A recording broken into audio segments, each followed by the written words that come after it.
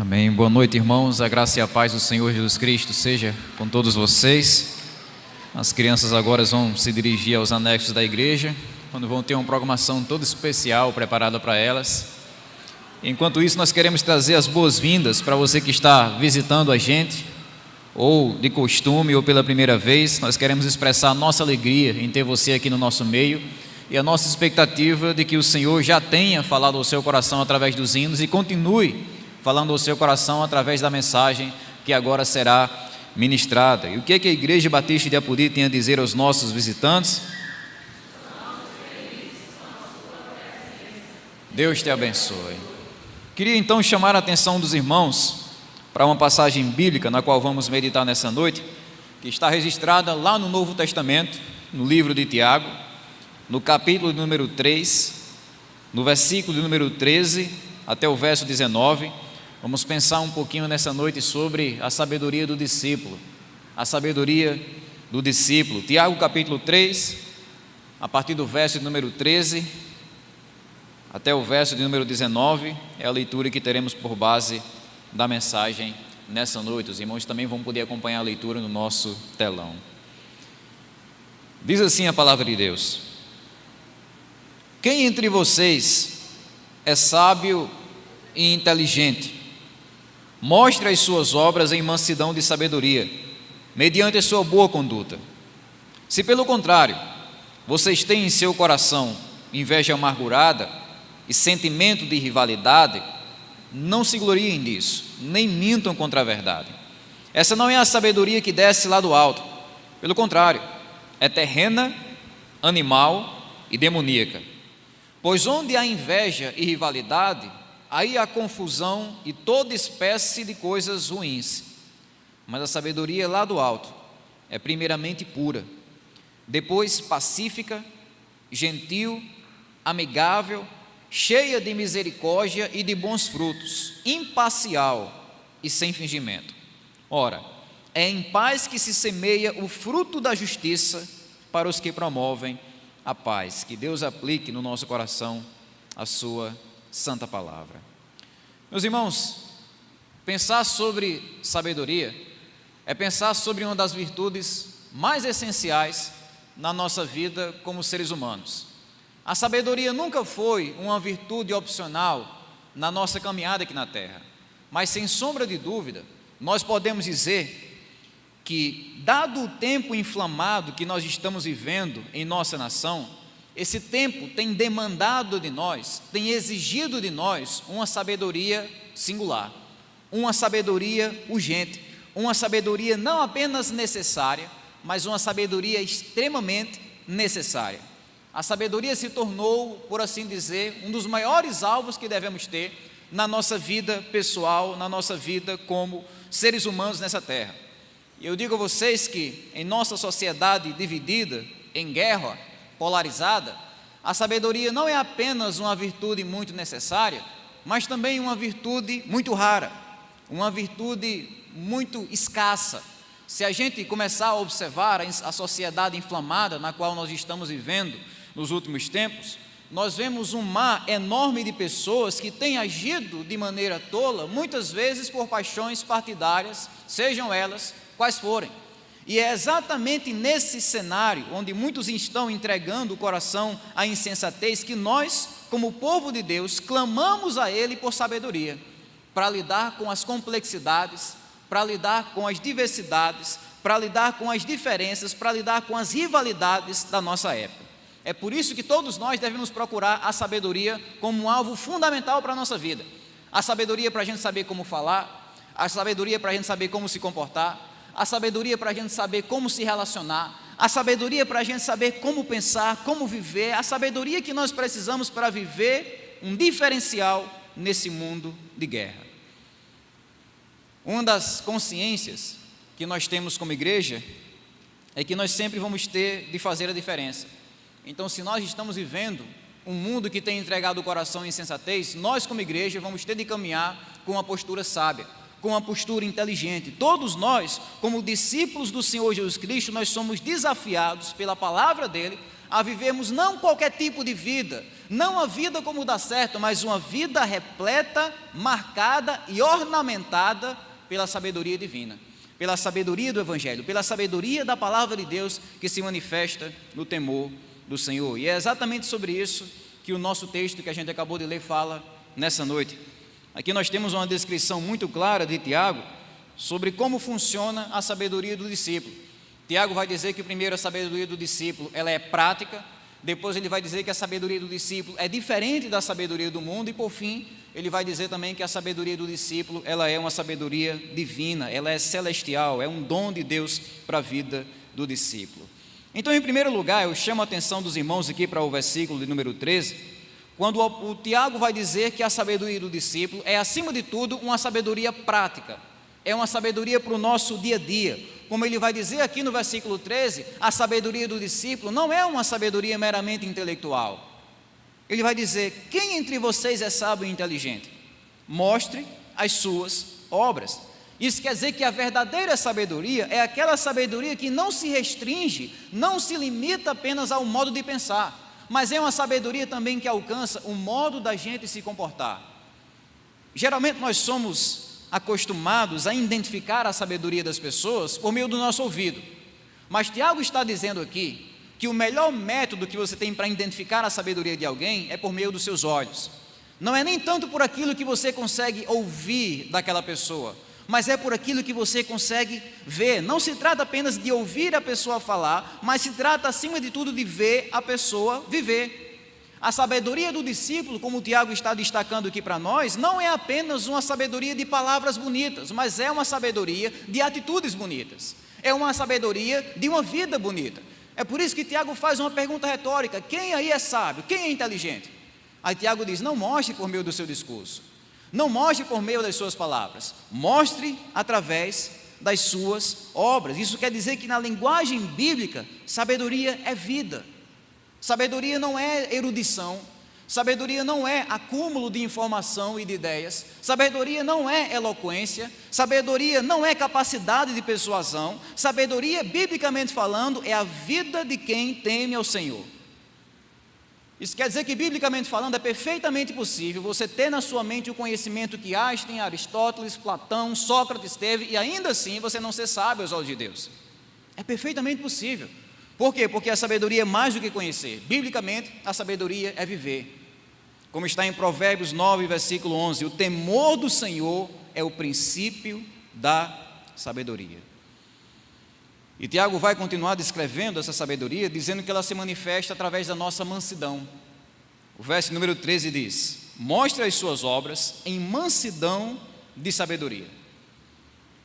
Isso aqui que Tiago está dizendo para aquela época era motivo de risos, porque na época que Tiago escreveu essas palavras, ser manso não era uma virtude, ser manso não era uma qualidade.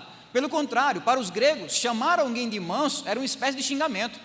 Era chamado de fracote, era chamado de molenga, era chamado de banana, era chamar alguém de covarde. Ser manso na linguagem dos gregos era isso, era um xingamento. Mas aos olhos de Deus, como o Tiago está dizendo aqui, mansidão é uma das principais evidências de uma pessoa sábia, de uma pessoa virtuosa, de uma pessoa prudente e inteligente. Isso porque na linguagem de Deus, na perspectiva de Deus, mansidão não é ser fraco, ser manso não é ser fraco. Pelo contrário, na perspectiva de Deus, ser manso é você ser forte o suficiente para dominar o seu temperamento, para dominar as suas palavras. É você ser forte o suficiente para dominar o próprio coração, é você ter controle de si mesmo, seja sobre o seu temperamento, as suas palavras, a sua língua, as suas emoções, os seus impulsos. Ser manso é você conseguir controlar isso tudo. Isso não é fraqueza, pelo contrário, é força, é domínio próprio.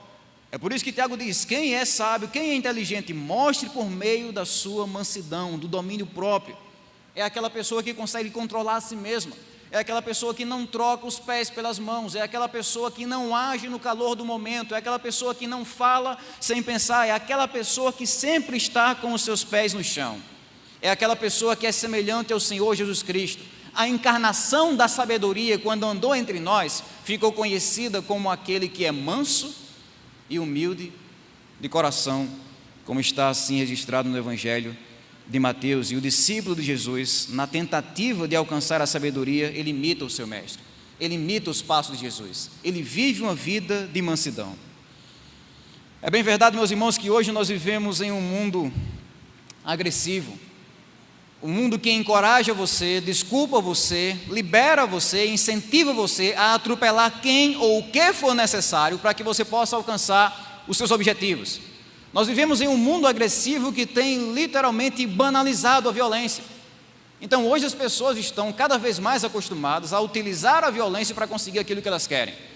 Seja violência física, que alguém utiliza para conquistar um bem material, seja violência verbal, que alguém utiliza contra alguém que pensa diferente, seja violência emocional, quando alguém usa chantagem ou ameaça para conseguir aquilo que quer. Nós vivemos em um mundo onde a violência é banalizada, e é nesse contexto que nós fazemos a diferença, vivendo uma vida de mansidão, vivendo uma vida de domínio próprio, mostrando para o mundo que não é preciso você pagar na mesma moeda aquilo que você sofre, mostrando para o mundo que o perdão sempre vai ser o caminho melhor, mostrando para o mundo que é possível você discordar de alguém sem violentar, sem brigar, sem criar inimizades. É assim que o cristão, o discípulo de Jesus, procura viver a verdadeira sabedoria, a sabedoria que é bíblica. E como Tiago vai continuar dizendo, essa sabedoria se manifesta através da boa conduta. Ele diz, mostre as suas obras. Aí no finalzinho do verso 13 ele diz assim, mediante a sua boa conduta, ou seja, mostre, prove, testifique da sua sabedoria por meio daquilo que você faz, das suas prioridades, das suas atitudes, das suas palavras do cotidiano. É assim que Tiago traz o assunto. Os irmãos que já leram a carta de Tiago, se não leram, estão perdendo muita coisa. Procurem ler Tiago. É uma carta linda, prática, direta, robusta, sólida, com doutrina boa, como toda a palavra de Deus. Mas um dos diferenciais que Tiago tem no Novo Testamento é que é uma carta, um livro extremamente prático. É um livro que é feito para o nosso dia a dia mesmo, para as coisas comuns da nossa vida. É tanto que alguns estudiosos vão dizer que Tiago é mais ou menos o livro de Provérbios do Novo Testamento. É Provérbios neotestamentário, aqui no Novo Testamento. Por quê? Porque é o nosso dia a dia puro, é a nossa vida, é o nosso andar, é o nosso caminhar, é aqueles assuntos que são comuns para a gente. Tiago sempre está pegando as verdades da palavra de Deus e trazendo para o nosso dia a dia, trazendo para o nosso cotidiano, para a nossa rotina. Então no capítulo 1, por exemplo, Tiago vai dizer, olha, o ouvir da palavra de Deus, vocês têm que levar para o dia a dia, vocês têm que ouvir e têm que praticar. Aí quando a gente chega no capítulo 2 de Tiago, nós vemos ele falando sobre a fé. Ele diz, olha, a fé que tem aí dentro do seu coração tem que se manifestar através de boas obras, vocês têm que viver essa fé. E aí quando a gente chega aqui no capítulo 3, o mesmo argumento, o mesmo modus operandi. Ele vai dizer, olha, a sabedoria que vocês professam ter no coração tem de sair no estilo de vida de vocês, tem de resultar, como ele vai dizer aqui, numa boa conduta. Ou seja, o sábio verdadeiro é aquele que prova a sua sabedoria não só pelos conceitos que ele aprendeu, mas acima de tudo, pela vida que ele viveu. Isso é sabedoria aos olhos de Deus. Um discípulo sábio.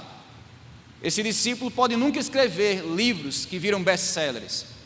Esse discípulo pode nunca compor poemas que vão rodar o Brasil e o mundo sendo cantados pela multidão. Esse discípulo pode nunca ter um palanque para falar diante de milhares de pessoas que vão aplaudir eles depois do discurso. Esse discípulo pode nunca ter visibilidade, mas aos olhos de Deus, ele é sábio, ele é inteligente. Aos olhos de Deus, ele é santo e prudente para a sua época. É assim que a gente prova a sabedoria, é vivendo essa sabedoria.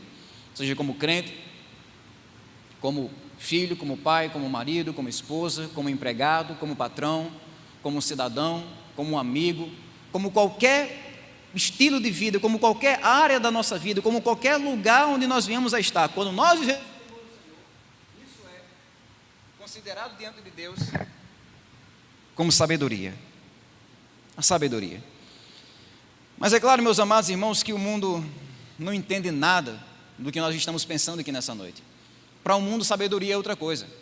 É por isso que Tiago vai continuar as suas palavras aqui, na sequência do texto, mostrando que a sabedoria do discípulo não é uma sabedoria mundana, porque a sabedoria do mundo é marcada pelo egoísmo.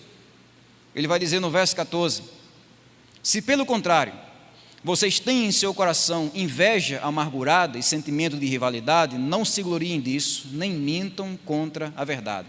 Essa é a forma de Tiago dizer, que o coração, o centro da sabedoria mundana, ou seja, o centro da tolice do mundo é o egoísmo. É o orgulho exagerado daquela pessoa que se acha melhor ou maior do que os outros. É o amor exacerbado que aquela pessoa tem por si mesma que faz ela desprezar ou até mesmo odiar o seu próximo. O coração da sabedoria mundana é movida, como o Tiago está dizendo aqui, pelo egoísmo. E é esse tipo de egoísmo que gera inveja no coração do tolo. Como ele vai dizer, se existe uma inveja amargurada, é como se essa pessoa, por causa do seu egoísmo, ela fosse invadida pela inveja, pelo desejo de ter o que é do outro. O tolo, ele não se alegra com as conquistas do outro. O tolo, ele fica ressentido com as conquistas do outro. Ele fica desejando ter aquilo que o outro tem, a atenção, os bens, os status, o salário, a casa, a família, os bens materiais, o reconhecimento, os dons. Ele fica desejando ter aquilo que é do outro. Por quê? Porque o egoísmo sempre resulta na inveja amargurada, como o Tiago está dizendo aqui. E ele diz que essa inveja vai resultar sempre também na rivalidade, né? Sentimento de rivalidade, ou seja, o tolo, aquele que é sábio no mundo, ele não apenas quer o que é do outro, cobiça, mas ele também luta pelo que é do outro. Ele luta para tomar aquilo que é do outro. O tolo é aquele que vê o seu próximo como um inimigo a ser derrubado.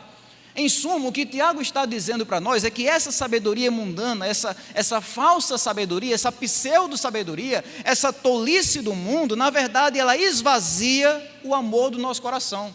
Ela torna o nosso coração insensível, ela torna o nosso coração egoísta. É essa falta de sabedoria que embrutece o nosso coração para nós vermos as pessoas ao nosso redor, não como amigos a serem ajudados, mas como inimigos a serem destruídos e derrubados, como oponentes. É por isso que Tiago ele é muito forte aqui. Ele é muito duro nas suas palavras quando diz que esse tipo de sabedoria egoísta, invejosa, odiosa, ela é uma sabedoria, como ele vai dizer aqui, demoníaca. Verso 15 ele diz, essa não é a sabedoria que desce lá do alto, pelo contrário, ela é terrena, ela é animal e demoníaca. Tiago vai usar aqui 3 palavras fortes que expressam a degeneração progressiva dessa tolice, o quanto essa tolice, ela vai até o fundo do poço da maldade. Primeiro ele vai dizer, olha, esse tipo de sabedoria mundana é terrena, ou seja, ela não entende nada das coisas de Deus, ela não entende nada das coisas espirituais, é uma sabedoria natural, é uma sabedoria que mal serve para essa terra. Depois ele vai dizer que essa falsa sabedoria é também animal, ou seja, ela faz parte do nosso pior lado como seres humanos, aquela parte mais instintiva, aquela parte mais animal, o pior lado do ser humano, o lado mais carnal do ser humano, é daí que flui a tolice. É daí que nasce a sabedoria mundana. E por fim, mais fortemente, Tiago vai dizer que esse tipo de sabedoria mundana é também demoníaca. Ela não vem apenas da nossa carne, ela vem do próprio inferno. Ela vem dos próprios demônios. Ele diz, é uma sabedoria demoníaca. Isso quer dizer que quando a pessoa ela é controlada, ela é manipulada pelo seu próprio egoísmo, pela sua própria inveja, pela sua própria rivalidade, ela não está apenas expressando um comportamento tolo, mas está expressando, como o Tiago diz aqui, um comportamento demoníaco, um comportamento que nasce no inferno. Vejam, meus irmãos, esse é um alerta sério para nós como igreja. Quando o diabo mente, por si só isso é uma coisa ruim. Quando o diabo usa o mundo para mentir, isso é uma coisa terrível. Mas quando o diabo usa o povo de Deus para mentir, odiar, invejar e criar inimizades, isso é macabro. Isso é horripilante. É por isso que Tiago é muito duro aqui. Quando ele vai expressar isso, ele vai dizer, se existe lugar para o diabo e seus demônios infiltrar-se no nosso coração e nos fazer viver de tal modo, então nós estamos reproduzindo em nossas vidas um comportamento demoníaco. É por isso que nós não vivemos esse caminho. Para o mundo pode ser a coisa mais natural do mundo. Para o mundo é normal. Xingar, atacar, vilipendiar, brigar, violentar, mentir, invejar, caluniar, para o mundo isso é válido, é legítimo na batalha, seja pelo que for. Mas para o cristão nós entendemos que esse tipo de comportamento é um pecado grave contra Deus. É um pecado grave contra o Deus que nos redimiu por meio de Jesus Cristo. É uma sabedoria mundana, terrena, animal e diabólica. E o prejuízo, como o Tiago vai dizer aqui, que essa sabedoria mundana deixa no mundo é enorme. No verso número 16 ele diz isso: olha, pois onde há inveja e rivalidade, aí há confusão e toda espécie de coisas ruins. Ou seja, quando o egoísmo toma de conta dos nossos corações, o estrago vem logo em seguida. Quando o egoísmo e a inveja dominam o coração de uma pessoa, o resultado sempre é a confusão. Isso aqui é uma lição tão antiga quanto a Torre de Babel. O que aconteceu lá na Torre de Babel? Quando os homens, movidos pelo seu egoísmo, quiseram alcançar a Deus, aconteceu confusão, aconteceu tumulto, aconteceu desordem. Tiago está mostrando essa mesma lição aqui na sua passagem. A palavra confusão que Tiago vai trazer aqui significa literalmente uma anarquia, onde cada um age por si mesmo, onde cada um fala e se comporta como se a gente vivesse numa terra sem lei, onde se todo mundo entrasse numa arena de vale tudo, onde você pode fazer qualquer coisa para alcançar o seu objetivo. É uma anarquia onde cada um age por si mesmo e não existe nenhum respeito pela lei, por Deus ou por qualquer outra autoridade. Onde há inveja, ele diz, aí há toda espécie de coisas ruins, guerras, inimizades, que podem ser pequenas, envolvendo duas pessoas, mas que podem ser colossais, envolvendo milhões de pessoas, como a gente vê hoje na Ucrânia. Tudo isso nasce como resultado de quê? Como resultado de uma sabedoria que é mundana. E Tiago ainda acrescenta dizendo que esse tipo de sabedoria mundana traz todos os tipos de males. Aqui é como se ele tivesse uma lista tão grande que ele nem conseguisse escrever no seu livro. Ele diz todos os tipos de males, tudo que você imaginar de ruim: fofoca, blasfêmia, murmuração, xingamento, fake news, calúnia, ódio, preconceito, assassinato, roubo, tudo de ruim. Ele diz, onde está reinando a inveja, a inimizade e o egoísmo, aí não vem nada de bom. Isso mostra para nós, meus irmãos, uma lição muito importante. O prejuízo da falta de sabedoria é muito maior do que a gente imagina. Geralmente nós olhamos para esse assunto de uma maneira muito limitada. Geralmente nós achamos que as únicas pessoas que serão prejudicadas, se a gente não tiver sabedoria, é a gente. Então é como se eu olhasse para mim mesmo e dissesse assim, olha, eu posso viver como um tolo, porque se eu viver como um tolo, a única pessoa que eu vou prejudicar é a mim mesmo. Mas o que Tiago está mostrando aqui é que o prejuízo é muito maior, é muito mais vasto, é muito mais amplo. Ele está mostrando para nós aqui que a falta de sabedoria não prejudica apenas o tolo, prejudica todas aquelas pessoas que convivem com ele. É a sabedoria que leva o tolo a causar estragos onde quer que ele venha estar, seja contendas na igreja, seja inimizades no seu local de trabalho, seja divisão na sua família, destilar ódio na sua escola, fazer o nome de Jesus ser blasfemado entre os gentios, entre os pagãos, ou causar estrago onde quer que ele venha estar. Então não é só sobre mim. A minha tolice não apenas destrói a minha vida. Se eu entregar o meu coração para a tolice, eu vou destruir qualquer pessoa que se encoste perto de mim. Eu vou destruir qualquer pessoa com quem eu conviver, inclusive aquelas que eu amo e que me amam. E a parte mais dura da tolice. O tolo, muitas vezes, ele vai machucar e ferir pessoas que amam ele, pessoas que ele ama. É por isso, meus irmãos, que como o Tiago nos ensinou aqui nessa carta, todo crente deve ter um compromisso inabalável, firme, de buscar sabedoria, de não viver de qualquer jeito, mas de viver de acordo com os princípios de Deus. Então, que nesse tempo de eleições, onde infelizmente muitos crentes, por exemplo, são mais conhecidos como galos de brigas partidários do que como seguidores de Jesus, que nós tenhamos os nossos olhos abertos para entendermos que a nossa posição como seguidores de Jesus nesse mundo está na contramão do mundo todo. Nós somos chamados a vivermos com sabedoria, não com insensatez, não no vale tudo desse mundo, mas chamados a viver com a sabedoria de Deus, zelando pelo nosso testemunho. É por isso que devemos buscar o Senhor com graça, com insistência, para que Ele nos conceda a sabedoria. E na sequência do texto, meus irmãos, uma última verdade que Tiago vai descrever aqui sobre a sabedoria do discípulo, é que ela não é nossa, ela não é humana, ela é celestial, ela é do céu, ela é de Deus. A sabedoria celestial, como ele vai descrever aqui no verso 17, ela é uma sabedoria que vem da mão de Deus, ela é santa. Como o texto vai dizer, mas a sabedoria que vem lá do alto, olha só, essa aqui é a sabedoria do mundo, mas ele diz, a sabedoria que vem lá do alto, ela é primeiramente pura. Quando o Tiago diz que essa sabedoria desce do alto, ele está mostrando para nós que essa sabedoria é um dom de Deus, é um presente de Deus. Não é uma sabedoria que eu posso conquistar meramente pelo meu esforço como ser humano. Não é uma sabedoria que eu adquiro quando leio alguns livros humanos. Não é uma sabedoria que eu adquiro, que eu recebo quando frequento alguma escola ou alguma faculdade, em a Universidade de Harvard, de Oxford, as maiores faculdades desse mundo. Não é uma sabedoria conseguida por métodos humanos. Ela desce do alto. Ela é divina. Ela é um presente de Deus para nós. É uma sabedoria que desce do céu. É por isso que lá no capítulo 1, versículo 5, um dos encorajamentos que Tiago traz aos crentes é o seguinte: orem por sabedoria. Ele diz: tem alguém aí faltando sabedoria? Peça a Deus, porque Deus dá a todos e dá com liberalidade. Tiago está mostrando que o meio que nós utilizamos como crentes para alcançar a sabedoria de Deus é por meio da oração. É assim que Deus concede para nós uma sabedoria, como ele diz aqui, acima de tudo, pura, santa. É uma sabedoria que quando entra nas engrenagens da nossa mente, do nosso coração, ela produz um estilo de vida santo, puro, imaculado, semelhante ao nosso Senhor Jesus Cristo. É aquela força, é aquela motivação de viver que nos atrai, por exemplo, a obedecer os 10 mandamentos, que nos atrai para sermos cada vez mais parecidos com Jesus. É uma sabedoria que movimenta os nossos pensamentos, as nossas palavras e ações, para que nós sejamos puros e santos aos olhos de Deus.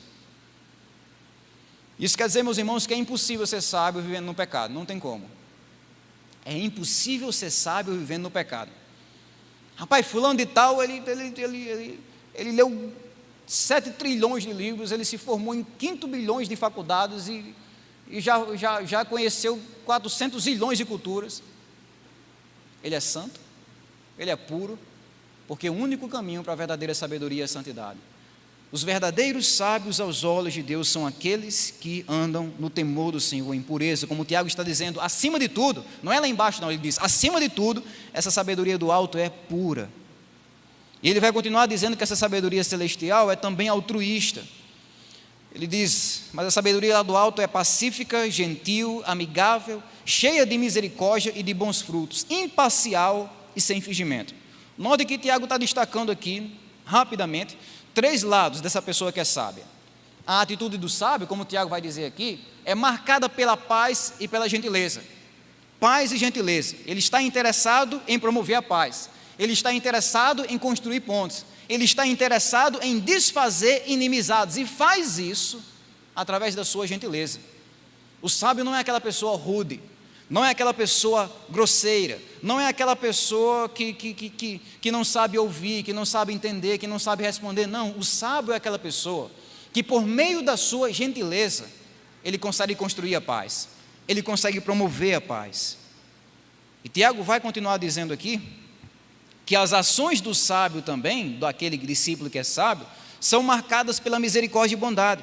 Isso quer dizer que ele não é uma pessoa vingativa, ele não é aquele que tem sede de pagar na mesma moeda, ele não é aquela pessoa que está sempre interessada em atropelar os demais, não, ele sempre sabe a importância de perdoar quem erra, ele sempre sabe a importância de ajudar quem precisa ou quem sofre. Por quê? Porque o coração dessa pessoa está encharcado, está dominado, como o Tiago vai dizer aqui, pela misericórdia e pela bondade. E Tiago ainda vai dizer que o sábio, o julgamento do sábio é marcado aqui pela sinceridade, né? Ele diz imparcial e sem fingimento, ou seja, ele não tem 2 pesos e 2 medidas. Ele não tem favoritismo, ele não é hipócrita naquilo que diz ou faz, ele é sincero. Ele não usa máscaras, ele está vivendo como alguém diante da presença do seu Criador, em sinceridade. E como vemos na sequência aqui do texto, esse modo de viver gera bons resultados. Eu disse para vocês pouco tempo atrás que o resultado da sabedoria mundana é destruição, mas o resultado da sabedoria divina, o resultado dessa sabedoria celestial, como o Tiago vai dizer aqui no último versículo, é paz e justiça. Ele diz, ora, em paz é que se semeia o fruto da justiça para os que promovem a paz. Aqui nós temos um trocadilho de palavras que no texto original é muito difícil. Os estudiosos debatem muito sobre o que é que significa isso aqui. Mas por unanimidade, em linhas gerais, o que os estudiosos admitem é que o verdadeiro sábio, ele é um semeador.